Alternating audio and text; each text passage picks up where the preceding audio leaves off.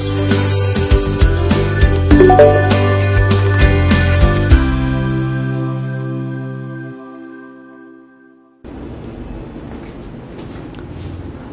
Students, last class हम लोगों ने अपने चैप्टर एस ब्लॉक के अंदर कंपाउंड्स को कंप्लीट किया था। ऑलमोस्ट हमने पूरा चैप्टर कंप्लीट कर ही लिया है। हमने important compounds of alkali metals, alkaline earth metals को डिस्कस किया, उनकी प्रॉपर्टीज है ना, उनके ऑर्डर, थर्मल स्टेबिलिटी, सब चीजों को डिस्कस किया है। ठीक, आज हम लोग इस चैप्टर को वाइंड अप करने वाले हैं। तो हमें बेसिकली अभी जो चीज डिस्कस करनी है that is anomalous behaviour of beryllium. जैसे लिथियम था वैसे ही बेरिलियम है। मैं आपको पहले बता चुका हूं, हर सेकंड पीरियड का मेंबर अपने ग्रुप के बाकी मेंबर से डिफरेंट बिहेवियर शो करता है। तो ये आपका बेरिलियम, ये भी सेकंड पीरियड का मेंबर है। और बेरिलियम कुछ कारण से, कुछ रीजंस हैं जो मैं आपको पहले सिखा चुका हूं। अपनी small size, non availability of vacant d orbitals, इन सब रीजंस की वजह से क्या करता है, ये अपने ग्रुप से डिफरेंट बिहेवियर शो करता है। तो आओ डिस्कस करते हैं anomalous behaviour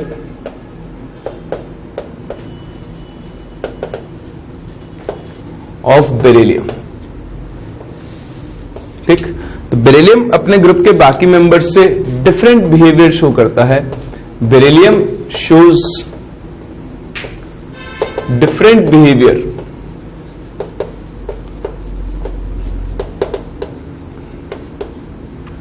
from other members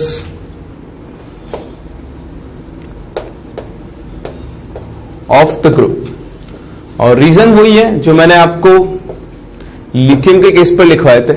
सबसे पहला रीजन तो क्या है, due to its small size.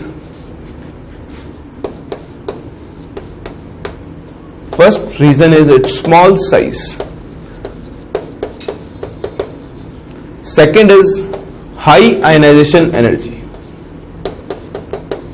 ठीक, तो पहली चीज तो इसके अपने ग्रुप में साइज क्या होती है, सबसे कम। सेकेंड, इसकी आयनाइजेशन एनर्जी क्या होती है, बहुत ज्यादा होती है। और तीसरा, इसके पास वैकेंट डी ऑर्बिटल्स नहीं होते। तो ये स्टैंडर्ड रीजन है हर सेकेंड पीरियड एलिमेंट के अपने बाकी ग्रुप मेंबर से डिफरेंट बिहेवियर शो करने के लिए। Non availability of vacant d orbitals. और इन्हीं सब रीजंस की वजह से ये अपने ग्रुप के बाकी मेंबर्स से डिफरेंट बिहेवियर शो करता है। तो हमेशा आप ध्यान रखना, सेकेंड पीरियड एलिमेंट अपने ग्रुप के बाकी मेंबर से क्या करेगा, डिफरेंट बिहेवियर शो करेगा। ये तीन उसके मेन रीजन है। स्मॉल साइज होता है, हाई आयनाइजेशन एनर्जी होती है, और तीसरा non availability of vacant d orbitals होती है, जिसकी वजह से ये अपनी वैलेंसीज को इंक्रीज नहीं कर पाते। फिर बात करते हैं डिफरेंस इन प्रॉपर्टीज कि किन किन प्रॉपर्टीज में बेरिलियम अपने ग्रुप मेंबर्स से डिफरेंट बिहेवियर शो करता है। तो थोड़ा बहुत प्रॉपर्टीज को आपको याद रखना होगा। तो सबसे पहला पॉइंट है जहां पर बेरिलियम डिफर करता है कि मोस्ट ऑफ द कंपाउंड्स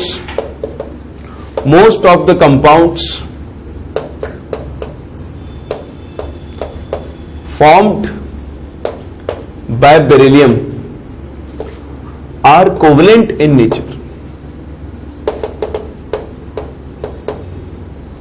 आप बेरिलियम के हैलाइड्स देख लो, है ना, बेरिलियम क्लोराइड हो गया, बेरिलियम फ्लोराइड, आयोडाइड, ये सब के सब नेचर में कैसे होते हैं, कोवेलेंट। आप बेरिलियम के ऑक्साइड्स देख लो। ठीक, तो हमेशा क्या होता है, यहां पर क्या है, बेरिलियम के मैक्सिमम कंपाउंड जो बनते हैं वो सबके सब क्या होते हैं, नेचर में कोवेलेंट होते हैं। ठीक, तो कोवेलेंट होने का रीजन क्या है, as due to its small size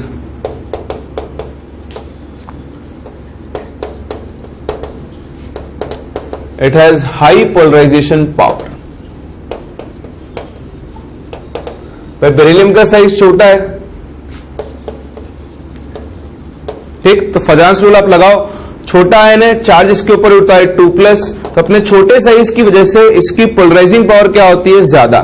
polarising power ज्यादा है तो ये क्या करता है, एनायन के इलेक्ट्रॉन क्लाउड को अपनी तरफ ज्यादा अट्रैक्ट कर सकता है, ज्यादा पोलराइज कर सकता है, जिसकी वजह से इसके अंदर क्या होता है, कोवेलेंट कैरेक्टर जनरेट होता है। तो पहली चीज तो ये है कि मैक्सिमम जो बेरिलियम के आपको कंपाउंड्स मिलेंगे those are covalent in nature. उसका रीजन है इसकी high polarisation power.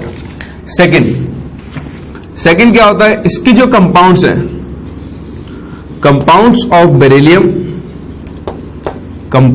Of beryllium are easily hydrolyzed।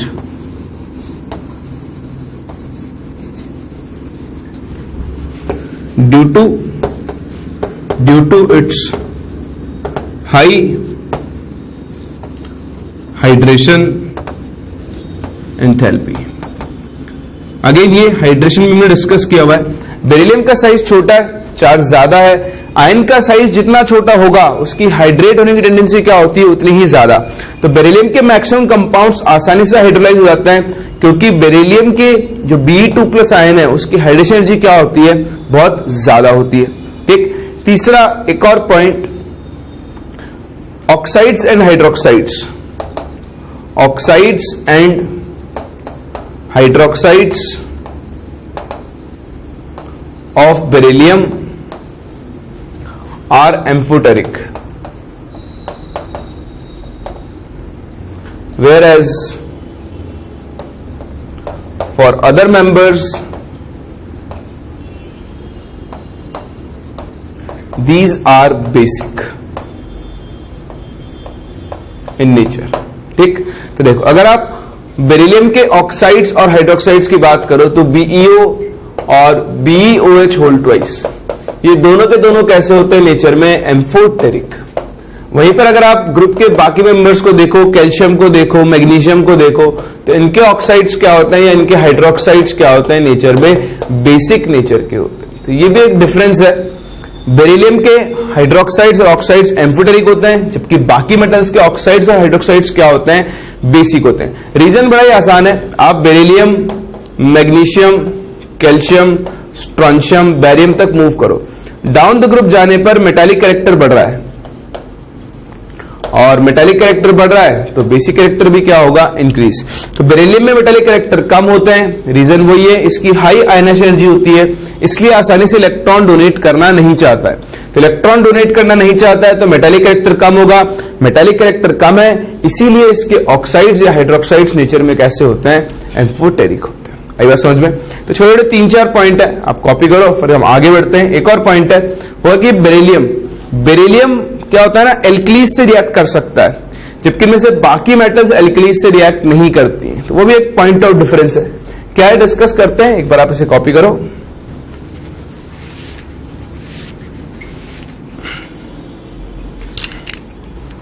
फिर देखो अपनी अगली प्रॉपर्टी जो डिफरेंशिएट करती है, beryllium reacts with alkali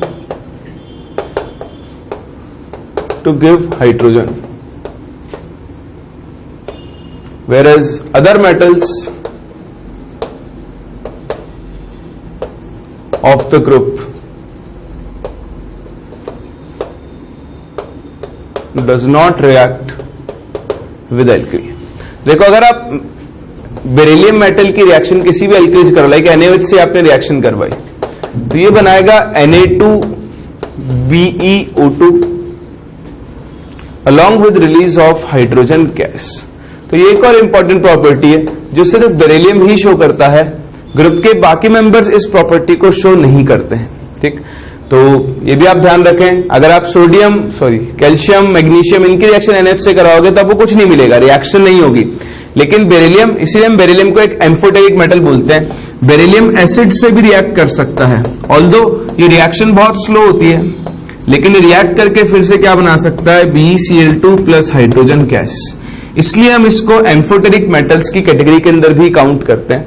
beryllium, lead, aluminium, इसकी ना प्रॉपर्टीज एल्यूमिनियम से बहुत ज्यादा रिजेंबल करती हैं। तो बेरिलियम, एल्यूमिनियम, लेड, इन सबके जितने भी पॉसिबल ऑक्साइड्स होते हैं, हाइड्रोक्साइड्स होते हैं, वो सबके सब नेचर में कैसे होते हैं, एम्फोटेरिक होते हैं। तो आप ध्यान रखना, बेरिलियम बेसिस से रिएक्ट करके क्या करता है, हाइड्रोजन गैस रिलीज कर सकता है, जो कि बाकी ग्रुप के मेंबर शो नहीं करते हैं। ठीक, फिर एक और बड़ी इंपॉर्टेंट प्रॉपर्टी जो हमने डिस्कस भी की थी कंपाउंड्स के अंदर, अगर आप बेरिलियम हाइड्राइड की बात करो तो BH2 इज इलेक्ट्रॉन डेफिशिएंट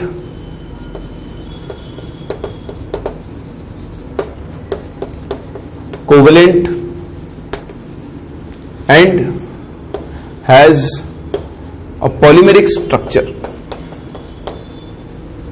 याद है इसकी स्ट्रक्चर आपको, इसके अंदर 3 सेंटर 2 इलेक्ट्रॉन बॉन्ड होते हैं, 3C2E बॉन्ड। ठीक है, लास्ट क्लास में हम लोगों ने डिस्कस किया था। Whereas whereas hydrides of other members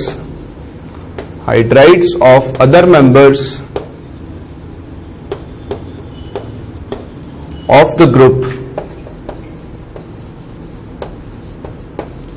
are ionic।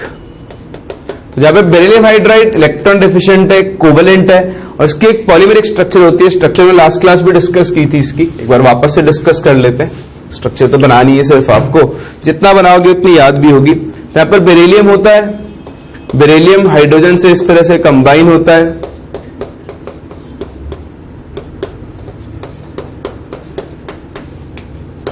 याद है?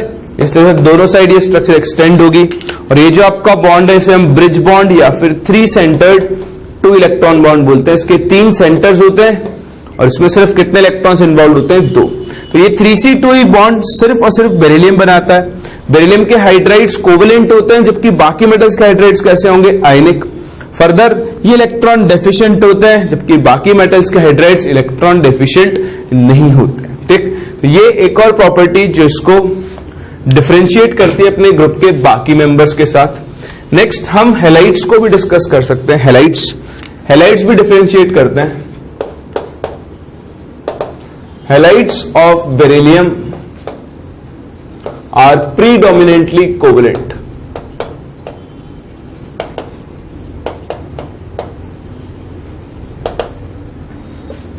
आर इलेक्ट्रॉन डेफिशिएंट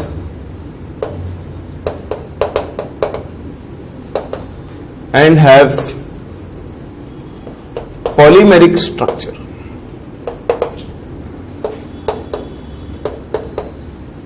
रादर हम हैलाइड क्लोराइड लिख लेते हैं, हम BeCl2 की बात कर रहे हैं। ठीक, तो जो बेरिलियम के क्लोराइड्स है वो प्रीडोमिनेंटली क्या होता है? आपका कोवेलेंट होता है। बाकी होते तो सारे हैलाइड्स कोवेलेंट है, तो कॉमन फॉर्म में लिख लो, बट पॉलीमेरिक स्ट्रक्चर सिर्फ BeCl2 की होती है। तो सारे हैलाइड्स प्रीडोमिनेंटली कोवेलेंट होते हैं, इलेक्ट्रॉन डेफिशिएंट भी होते हैं। क्यों होते हैं? क्योंकि अगर आप BX2 बनाओगे तो देखो बेरिलियम के वैलेंस शेल में 2 इलेक्ट्रॉन शेयर किया तो टोटल 4 इलेक्ट्रॉन्स आ गए। ऑक्टेट इनकम्प्लीट है, ऑक्टेट में 8 इलेक्ट्रॉन्स होने चाहिए थे, है कितने? सिर्फ और सिर्फ 4 इलेक्ट्रॉन्स। तो इलेक्ट्रॉन डेफिशिएंट है। सिंस ये इलेक्ट्रॉन डेफिशिएंट है तो ये लुईस एसिड की तरह काम कर सकते हैं। एक बात तो ये। दूसरा, अपनी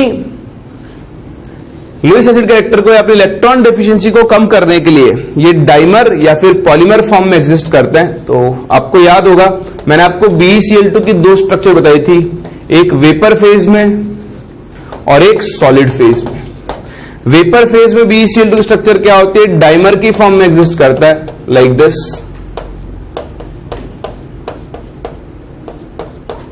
ये डाइमर होता है जिसके अंदर BeCl2 क्या होते हैं? 2 मॉलिक्यूल्स आपस में कंबाइन होते हैं।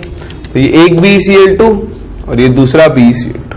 वहीं पर सॉलिड स्टेट में एक पॉलीमर की फॉर्म में यूज करता है, जिसकी स्ट्रक्चर जो आपने अभी भी डिस्कस की BH2 से रिजेंबल करती है,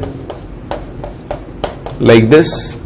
तो सॉलिड स्टेट में ये एक पॉलीमेरिक फॉर्म में एग्जिस्ट करता है, लेकिन ये दोनों सेम फॉर्म नहीं है। ऑल्दो स्ट्रक्चर देखने में एक जैसी है, लेकिन ये जो बॉन्ड है, देखो इस बॉन्ड के अगेन 3 सेंटर्स हैं, जो ब्रिज बॉन्ड बन रहा है, लेकिन इसमें हर बॉन्ड में 2-2 इलेक्ट्रॉन है। यहां पर एक तो क्लोरीन कोऑर्डिनेट बॉन्ड बनाता है, एक नॉर्मल कोवेलेंट बॉन्ड बनाता है। तो देखो कोऑर्डिनेट बॉन्ड के 2 इलेक्ट्रॉन्स, इस कोवेलेंट बॉन्ड के 2 इलेक्ट्रॉन्स, इस बॉन्ड को हम 4 सेंटर्ड 3 इलेक्ट्रॉन बॉन्ड बोलते हैं।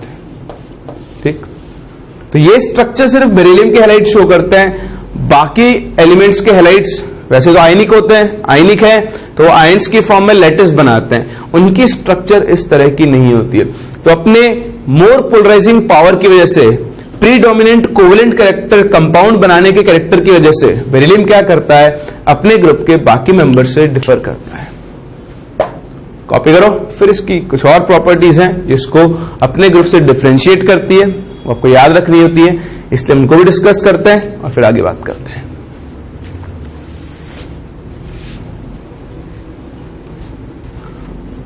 फर्दर देखो एक और important property, B form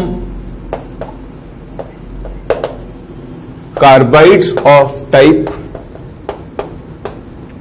Be2C with C4- ion which gives methane on hydrolysis.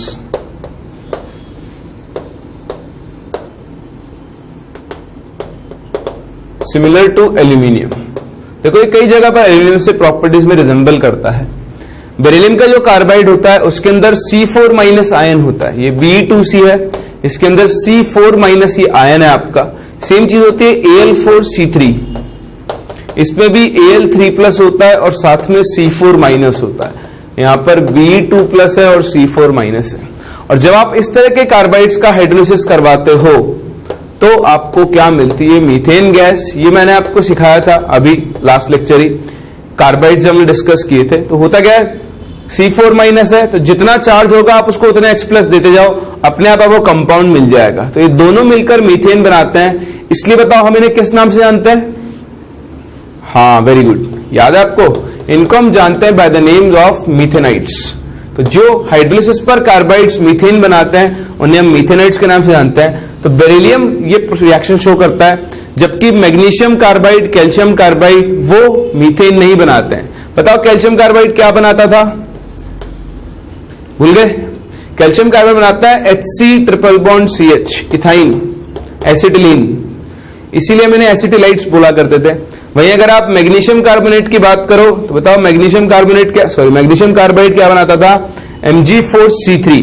तो Mg4C3 क्या बनाता था आपका? ये बनाएगा propyne, CH3 single bond C triple bond CH, ठीक, सॉरी Mg2C3 नॉट 4C3। तो ये प्रोपाइन बनाता था, इसलिए मैंने एलाइलाइट्स के नाम से भी जानते हैं। तो ये तीन कैटेगरीज मैंने डिफाइन की थी, मेथेनाइट्स, एसिटिलाइट्स और एलाइलाइट्स। बेरिलियम के जो कार्बाइड्स हैं वो तो मिथेनाइट्स होते हैं क्योंकि वो मीथेन बनाते हैं। कैल्शियम के कार्बाइड्स इथाइन यानी एसिटिलीन बनाते हैं, और मैग्नीशियम के कार्बाइड्स क्या बनाते हैं? प्रोपाइन बनाते हैं। और इन्हें हम किस नाम से जानते हैं? एलाइलाइट्स, या फिर आप इसको प्रोपनाइट्स भी बोल सकते हो। खैर बेटर टर्म है एलाइलाइट्स। तो ये क्या होते हैं ये मैं आपसे पहले डिस्कस कर चुका हूं। और यहां पर भी बेरिलियम अपने ग्रुप के बाकी मेंबर्स से डिफरेंट बिहेवियर शो करता है, क्योंकि वो उसके कार्बाइड्स हाइड्रोलिसिस पे क्या बनाते हैं? मीथेन बनाते हैं। ठीक, चलो नेक्स्ट एक और छोटी सी प्रॉपर्टी जो मैं आपसे यहां डिस्कस कर सकता हूं, that is due to its high hydration tendency. ये आसानी से हाइड्रेट हो जाता है क्योंकि इसका साइज बहुत छोटा है। It exist as BH2O whole 4 2+ ion in most of the aqueous solutions of its compounds। अगर आपको याद हो, वैसे आप भूल गए होंगे मुझे जहां तक उम्मीद है आपसे, ठीक, हमने कार्बोनेट्स पढ़े थे तो मैंने आपको बताया था कि बेरिलियम कार्बोनेट में ना Be2+ आयन नहीं होता है, वहां पर BeH2O whole 4 2+ आयन होता है। तो बेरिलियम एक्वस सॉल्यूशन में हमेशा इसी फॉर्म में रहना पसंद करता है। ठीक, अभी अगर आप 11th क्लास में हो तो आप इस टर्म का मतलब नहीं समझते हो जो मैं बोलने जा रहा हूं यहां, लेकिन अगर आप 13th के स्टूडेंट हो या 12th के स्टूडेंट हो तो आप अच्छी तरह जानते हो कि बेरिलियम यहां पर जितने वाटर से कंबाइन हो रहा है उसे हम इसका कोऑर्डिनेशन नंबर बोलते हैं। तो इसका कोऑर्डिनेशन नंबर है 4। ठीक, अब क्या है, बेरिलियम का अगर आप इलेक्ट्रॉनिक कॉन्फिगरेशन देखो तो बेरिलियम होता है 2s2। ठीक, तो 2s के अंदर इसके पास 2 इलेक्ट्रॉन होते हैं और इसका 2p ऑर्बिटल खाली पड़ा हुआ होता है। तो क्या करता है, ये अपने वैकेंट 2p ऑर्बिटल्स को यूज करके अपने कोऑर्डिनेशन नंबर को 4 तक इंक्रीज कर सकता है, क्योंकि फिर इसके पास देखो B2+ बनेगा ना, B2+ बनते ये 2 इलेक्ट्रॉन भी चले गए। अब बेरिलियम के पास 4 वैकेंट ऑर्बिटल्स हैं। इन 4 वैकेंट ऑर्बिटल्स में वाटर का ये ऑक्सीजन अपना इलेक्ट्रॉन पे डोनेट करता है और बेरिलियम के साथ 4 कोऑर्डिनेट बॉन्ड बनाता है, कुछ इस तरह से।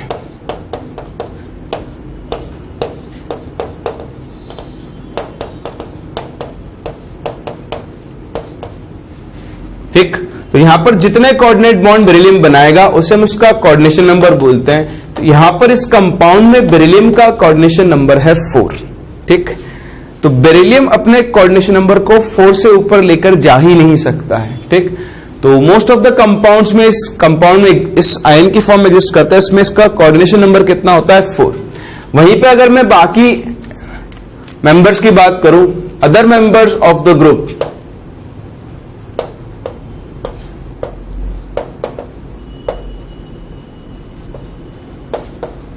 फॉर्म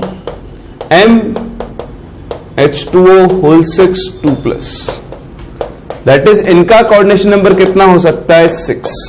तो जहां पर बेरिलियम अपने कोऑर्डिनेशन नंबर को मैक्सिमम कहां तक ले जा सकता है 4 तक, बाकी मेंबर्स क्या कर सकते हैं, अपने कोऑर्डिनेशन नंबर को 6 तक बढ़ा सकते हैं। सेम वैसा ही है जैसे लिथियम के केस में था, एल्कली मेटल्स में लिथियम अपना कोऑर्डिनेशन नंबर नहीं बढ़ा सकता था, लेकिन बाकी बढ़ा सकते थे। क्यों? क्योंकि जो बाकी मेंबर्स जैसे मैग्नीशियम है, तो मैग्नीशियम का कांस्टेंट क्या होता है 3s2, तो Mg2+ बनाओगे तो देखो 3s वैकेंट, 3p पूरा वैकेंट, और आप थर्ड सेल में आ चुके हो तो यहां पर 3d भी कैसा होगा, वैकेंट होगा। तो अब ये 4 ऑर्बिटल तो काम में ले ही सकता है, रिक्वायरमेंट के हिसाब से क्या करता है 6 ऑर्बिटल्स यूज करता है। इन 6 ऑर्बिटल्स में 6 H2O मॉलिक्यूल्स अपने इलेक्ट्रॉन पेयर्स को डोनेट करते हैं, और इस तरह से यहां पर ये मेटल 6 कोऑर्डिनेट बॉन्ड बनाता है with 6 water molecules like this.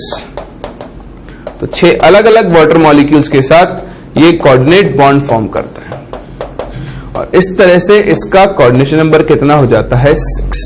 तो इस चीज को हम कोऑर्डिनेशन कंपाउंड्स करके हमारा एक चैप्टर है उसमें कवर करते हैं। बट सिंपल सी चीज ये आप ध्यान रखें, बेरिलियम अपने ग्रुप के बाकी मेंबर से यहां पर भी डिफर करता है। बेरिलियम के पास वैकेंट डी ऑर्बिटल्स नहीं होते हैं, तो सिंस इसके पास वैकेंट डी ऑर्बिटल्स नहीं है, ये अपने कोऑर्डिनेशन नंबर को सिर्फ कहां तक ले जा सकता है 4 तक, जबकि ग्रुप के बाकी मेंबर्स के पास वैकेंट डी ऑर्बिटल्स हैं, और इस वजह से ये अपने कोऑर्डिनेशन नंबर को बढ़ा सकते हैं और ये 6 कोऑर्डिनेशन नंबर के कंपाउंड्स फॉर्म करते हैं। तो ये थी बेरिलियम की कुछ प्रॉपर्टीज जो इसको अपने ग्रुप के बाकी मेंबर से क्या करती है, डिफरेंशिएट करती है। आप रीजन जरूर ध्यान रखें, कोई भी सेकेंड पीरियड एलिमेंट अपने ग्रुप के बाकी मेंबर से डिफर क्यों करता है, क्योंकि उसका साइज छोटा होता है, उसकी आयनाइजेशन एनर्जी बहुत ज्यादा होती है as compare to other members, और उसके पास वैकेंट डी ऑर्बिटल्स नहीं होते। क्लियर? चलो, तो यहीं पे हम वाइंड अप करते हैं अपने chapter, that is your S block elements. हमने इस चैप्टर के सारे एस्पेक्ट्स को कवर किया है, जो जो पॉसिबल कंपाउंड्स होते हैं, उनकी प्रॉपर्टीज जो आपसे पूछी जा सकती है। देखो थियोरेटिकल चैप्टर है, मैं भी चीजों पहले ही बोलता हूं, आपको इसको टाइम टू टाइम रिवाइज करना होगा, चीजों को आपको घुमाना होगा। मैंने आपको तरीका भी सिखाया था, एक दिन एक लेक्चर पढ़ो और उसी को घुमाते रहो दिन भर। फ्री टाइम में आप जब भी घूम रहे हो थोड़ा बहुत रिकॉल करो कि हाँ इस लेक्चर मैंने ये पढ़ा था, ये इंपॉर्टेंट चीज सर ने बोली थी, इसको बहुत हाईलाइट करके बहुत स्ट्रेस देके बोला था। वैसे आप इनको याद रख पाओगे, एक दिन में आपको ये चैप्टर याद नहीं हो सकता है। ठीक, चलो, तो मेरी तरफ से यहां पर आपका चैप्टर खत्म है। अब हम ऐसे ही फिनिशिंग के लिए थोड़े बहुत क्वेश्चंस करते हैं जो हमने लास्ट लेक्चर्स के अंदर पढ़ा है, और देखते हैं कितनी चीजें हमें याद है और किस तरह के क्वेश्चंस हमसे पूछे जा सकते हैं। तो आप ये कॉपी करो, फिर कुछ क्वेश्चंस करते हैं इसके ऊपर बेस्ड, और देखते हैं कितनी चीजें हमें यहां पर याद है।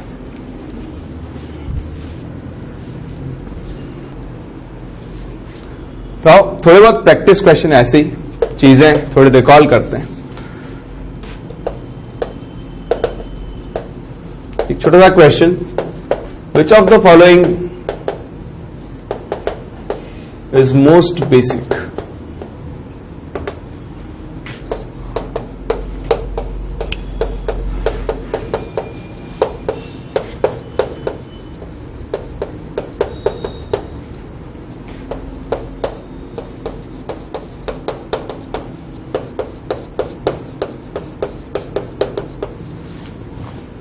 आप इस क्वेश्चन के बारे में सोचो, तब तक मैं आपके लिए दूसरा क्वेश्चन तैयार करता हूं।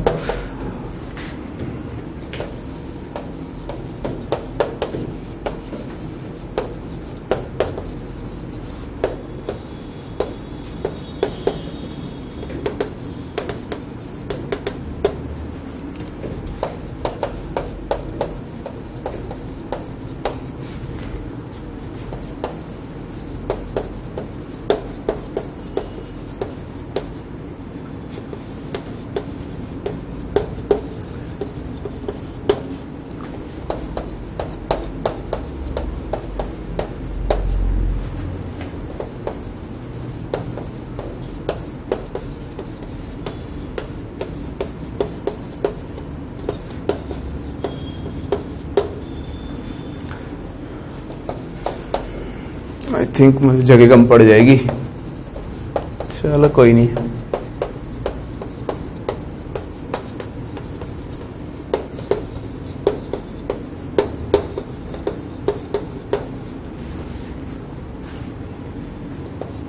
ऑप्शन डी में नन डाल देता हूं, बहुत लिखना पड़ रहा है।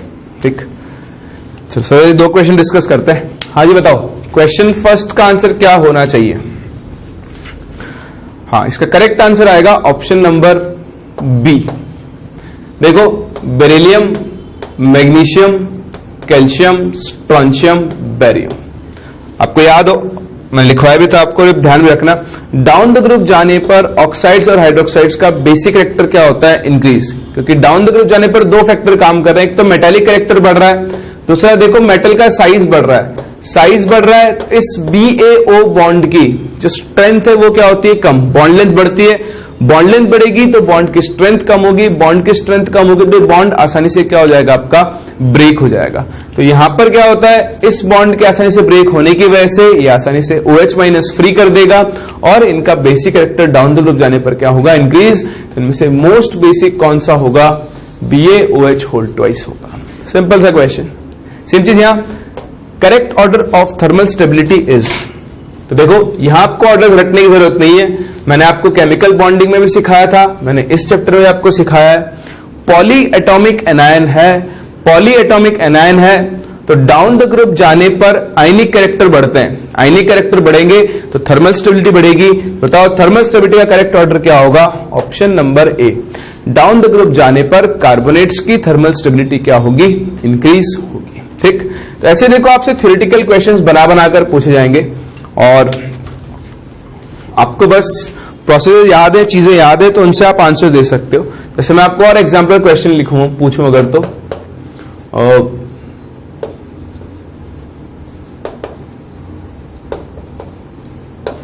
What are the products obtained on cathode and anode?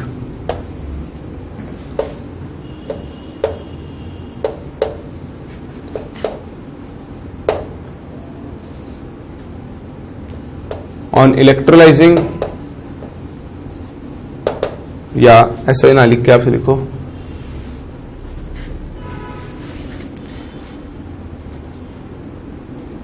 on electrolyzing aqueous NaC। ठीक, तो आप जो डाउन सेल यूज करते थे जिसके अंदर NaOH के अंदर, तो वहां पे अभी तो मैं सिंपल फॉर्म लिख रहा हूं, कभी कभी पूछेगा डाउन सेल में क्या क्या प्रोडक्ट मिलते हैं, तो आपको बताना है कैथोड और एनोड पर जब आप एक्वस NaCl का इलेक्ट्रोलिसिस करवाते हो तो क्या क्या प्रोडक्ट मिलते हैं। ऑप्शन है आपके पास sodium metal and chlorine, option B sodium metal and oxygen, option C NaOH and oxygen, option D NaOH and chlorine. ठीक, तो आपका करेक्ट आंसर क्या होगा? हाँ, वेरी गुड, करेक्ट आंसर होगा NaOH एंड Cl2। मैंने आपको बताया था, इसे हम क्लोर एल्कली प्रोसेस बोलते हैं, क्लोर एल्कली प्रोसेस, जिसके अंदर आप क्या करते हो? एक्वस NaCl का इलेक्ट्रोलिसिस करवाते हो तो आपको एनोड पर, कैथोड पर तो क्या मिलता है? NaOH, और एनोड पर क्या मिलती है? Chlorine gas. Commercially reaction important होती है क्योंकि आपको क्लोरीन एज ए यहां पर बाई प्रोडक्ट मिलती है। याद है, ये मैंने आपको पढ़ाया था क्लास के अंदर ही, डिस्कस किया था हम लोगों ने। चलो एक और क्वेश्चन करते हैं। क्वेश्चन में आपको रिएक्शंस कंप्लीट करनी है। चलो थोड़ा एक ये टाइप ऑफ क्वेश्चन भी आपको आने चाहिए, कंप्लीट द रिएक्शंस। ठीक, तो रिएक्शंस क्या है? कुछ रिएक्शन लिख रहा हूं आपके सामने। एक रिएक्शन है Mg3N2 प्लस H2, एक रिएक्शन है आपके पास CaC2 प्लस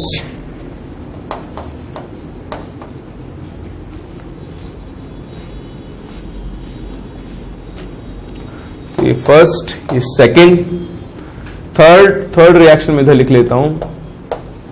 थर्ड रिएक्शन में आपके लिए चलता हूं, ये वाली, ये आपको याद होना जरूरी है।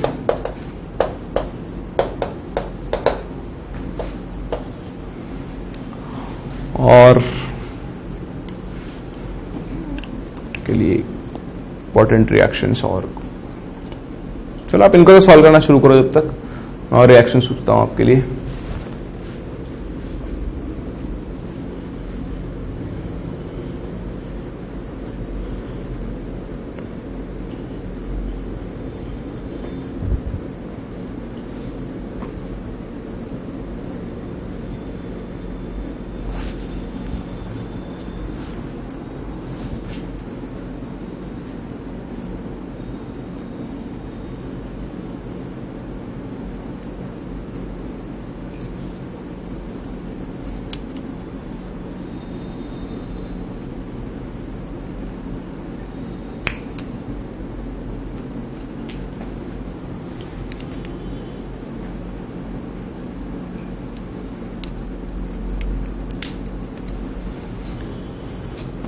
और तो रिएक्शंस हम लोगों ने की हुई है जो इम्पोर्टेंट है, होने को बहुत सारे रिएक्शन, चलो चेक करके बताता हूं मैं आपको। और रिएक्शन क्वेश्चंस तो बनाने ही पड़ेंगे।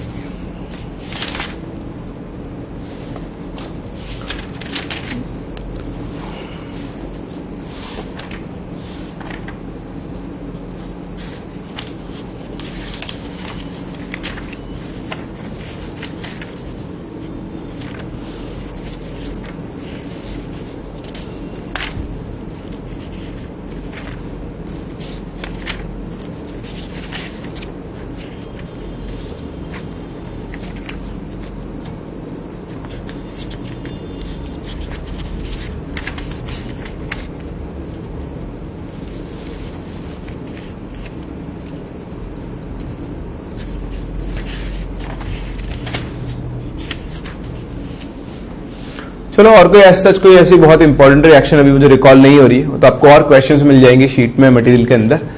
बट ये कॉमन रिएक्शन है, 1 2 3, एक रिएक्शन और मैं लिख देता हूं आपके लिए छोटी सी, जो शायद आपको आनी चाहिए। ये रिएक्शन और कंप्लीट कर दो। 4 रिएक्शन आपको कंप्लीट करनी है, बताना है क्या क्या कंपाउंड्स यहां पर फॉर्म होंगे। करें चलो, बहुत टाइम दे दिया मैंने आपको पहले। देखो, यह है Mg3 मैग्नीशियम नाइट्राइट, मैंने आपको बताया था नाइट्राइट्स का आप हाइड्रोलिसिस करवाओगे तो आपको हमेशा क्या मिलेगी, अमोनिया गैस। उस हिसाब से आप बैलेंस कर लो, अमोनिया गैस के साथ साथ आपको क्या मिलेगा, MgOH होल ट्वाइस। ये रिएक्शन ही बहुत इंपॉर्टेंट रिएक्शन थी। 1100 डिग्री सेल्सियस पर अगर आप कैल्शियम कार्बाइड की रिएक्शन नाइट्रोजन से करवाओगे तो आपको क्या मिलता है, CaCN2, that is your calcium, हाँ वेरी गुड, कैल्शियम साइनामाइड। इसका नाम है कैल्शियम साइनामाइड। और उसके साथ साथ आपका एक कार्बन फ्री हो जाएगा।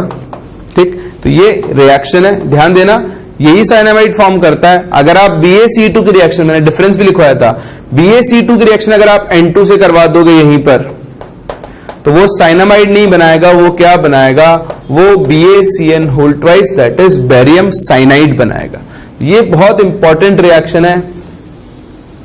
कैल्शियम नाइट्रोजन, CaC2 नाइट्रोजन से रिएक्ट करके क्या बनाता है, कैल्शियम साइनामाइड। यहां मैंने आपको एक और चीज बताई थी, ये जो साइनामाइड आयन होता है, C double bond N 2-, this is isostructural and isoelectronic with CO2, याद है। चलो अगली रिएक्शन, ये पता है कंपाउंड का नाम क्या होता है, हाँ very good, this is gypsum. और इसकी हीटिंग बड़ी इंपॉर्टेंट थी। अगर आप इसे 150 डिग्री सेल्सियस तक हीट करते हो तो ये CSO4.12H2O बनाएगा, और जो कंपाउंड बनेगा उसे हम क्या बोलते हैं, प्लास्टर ऑफ पेरिस। अगर आप इसे 200 डिग्री सेल्सियस पर हीट करोगे तो ये बनाएगा एनहाइड्रस CSO4, जिसे हम डेड बर्न्ट प्लास्टर बोलते थे। और अराउंड 1100 डिग्री सेल्सियस के आसपास हीट करने पर ये क्या होता है, CaO प्लस SO3 के अंदर ब्रेक हो जाता है। ये रिएक्शन मैंने आपको पूरी लिखवाई थी और ये आपको याद रखनी होगी, आपसे कभी भी पूछी जा सकती है।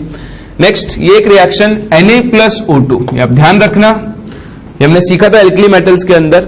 लिथियम जहां ऑक्साइड बनाता है, सोडियम की परऑक्साइड बनाने की टेंडेंसी ज्यादा होती है। डाउन द ग्रुप जाने पर सुपर ऑक्साइड और परऑक्साइड बनाने की टेंडेंसी बढ़ती है। लिथियम ऑक्साइड बनाएगा, सोडियम परऑक्साइड बनाएगा, पोटेशियम और सीजियम सुपर ऑक्साइड्स बनाते हैं। क्योंकि देखो O-, O2-, O2-, ये O2-, डाउन द ग्रुप जाने पर एनायन का साइज बढ़ रहा है। ठीक। और डाउन द ग्रुप जाने पर कैटायन का साइज भी क्या हो रहा है, बढ़ रहा है। लार्जर एनायंस को लार्जर कैटायन स्टेबलाइज कर सकते हैं, तो इस चीज को आप ध्यान रखना। ऑक्साइड्स पेरोक्साइड्स और सुपर ऑक्साइड्स बनाने की टेंडेंसी डाउन द ग्रुप जाने पर इंक्रीज होती है। तो सोडियम ऑक्सीजन से रिएक्ट करके प्रीडोमिनेंटली क्या बनाता है, Na2O2। एक्चुअली ये सिर्फ Na2O2 नहीं बनाता है, ये Na2O2 प्लस Na2O का एक मिक्सचर होता है। लेकिन मेन जो कंपोनेंट होता है वो कौन होता है, आपका सोडियम पेरोक्साइड होता है। तो देखो इस तरह से इस चैप्टर से आपसे कई थ्योरेटिकल क्वेश्चंस पूछे जा सकते हैं। चीजें आपको याद होनी चाहिए, तभी आप इनके आंसर्स कर पाओगे। अदरवाइज तो लोग इन पे फिर फ्लूक्स यानी तुक्के मार के आते हैं। तो तुक्के हम लोग को नहीं मारने, हम लोग यहाँ पर प्रैक्टिस करेंगे, टाइम चीजों को रिवाइज करेंगे ताकि हमें चीजें याद रहें। तो मेरी तरफ से आपके चैप्टर खत्म है। अब आप अपना पार्ट प्ले करें, ध्यान से इन लेक्चर्स को पढ़ें, इनके ऊपर बेस्ड क्वेश्चंस करें। आई होप आप बहुत अच्छी तरह से इनके क्वेश्चंस को सॉल्व कर पाओगे। तो मिलते हैं अब हम लोग अपने अगले लेक्चर में एक नए चैप्टर के साथ।